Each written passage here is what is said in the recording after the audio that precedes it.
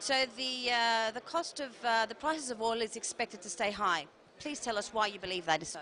Yes, well, the price of oil is expected to stay high because Saudi Arabia, leading OPEC, are not going to produce enough oil for the current conditions. The reason for that is because the Saudi Arabia in particular wants to keep the price high. It has increased its expenditure hugely this year, also as a result of the Arab Spring, the revolutions that occurred in Tunisia and Egypt, etc., in order to keep its population happy and acquiescent.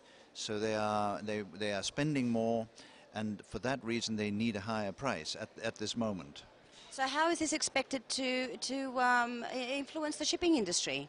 Well, high oil prices means that the demand for oil will not grow as much as people expected. We're expecting this year about 1 million barrels a day incremental demand for oil globally, as opposed to 1.4 million barrels a day only a few months ago. The IEA is talking still about 1.4 million barrels a day, so you can see there's a difference.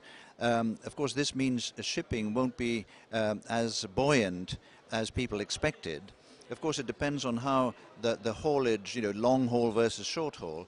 The loss of Libyan oil has actually helped a little bit the industry because it's been replaced in part by slightly longer haul, but not fully because Saudi Arabia has not produced more oil, hence the higher oil price. It's a complicated story, but you can see where it's heading.